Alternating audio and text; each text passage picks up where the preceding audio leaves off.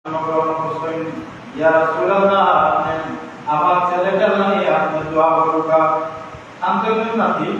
কিন্তু দোয়াতে জন্য বলবো এরপরেও খুশির সংবাদ রাসূল পাক সাল্লাল্লাহু আলাইহি ওয়াসাল্লাম ফরমাইলেন আলী রাদিয়াল্লাহু তাআলা আনহু আলী তুমি তোমার ছেলে ফাইসুল ছেলের কোনো নাম নেই তার পছন্দ ঠিক পছন্দ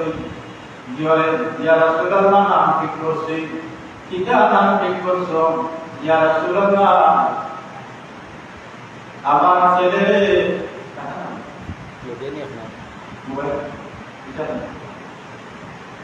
আমার ছেলের নাম রাখছি ইয়া রাসূলুল্লাহ এটা আরো সত্য এটা অর্থ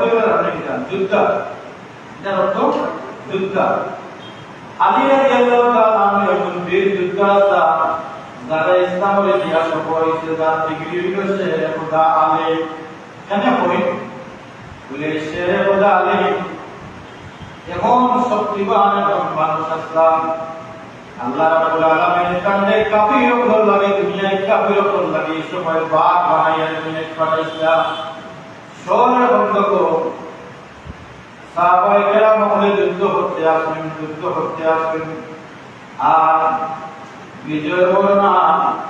এমন সময় আল্লাহ নবী পাক সাল্লাল্লাহু আলাইহি ওয়াসাল্লাম ফরমাইলেন যে আগামীকালকে আমি যুদ্ধের ময়দানে এমন একটা সেনাপতি বানাইয়া পাঠাইব যে যাওয়ার পথে ইকান বিজয় হয়ে যাইব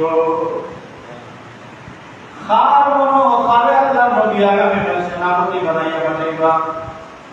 অনেক মনোবাদে বুঝু যে আমার নাম নিয়ে আল্লাহ নবী ঘোষণা করেন যদি ঘোষণা করেন তো এটা আমার কিছু না হইব উমর রাদিয়াল্লাহু তাআলা ফরমায় যে আমার জীবনে কোন রায় দিলাম গেছে না দিন রায় দিলাম আমি আর ওটা শুনিয়া পাঠাইছি যে কি জানি আল্লাহ নবী আমার নাম ঘোষণা করেন কিন্তু না আল্লাহ নবী পাক সাল্লাল্লাহু আলাইহি ওয়াসাল্লাম ফরমাইলেন যে ফজরের নামাজের বাদে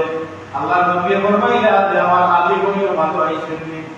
কিছু মানুষ হইলা ইয়া রাসূলুল্লাহ আলী আইছেন পিছে দিয়ে খোলা দুয়ার বলে পিছে গেলে বলে তার চোখটা দুয়ার এটা সামনে আবার আইছেন রাসূলের পাকে মুখ মুবারকের যে কিছু রং মুবারক আলী চোখ লাগাই দিয়েছেন সঙ্গে সঙ্গে আলী রাদিয়াল্লাহু তাআলা শুরু করে আল্লাহ নবী জুলফিকার তরবারে ইয়া আলী রাদিয়াল্লাহু তাআলা তাকে দিয়া হইলা যাও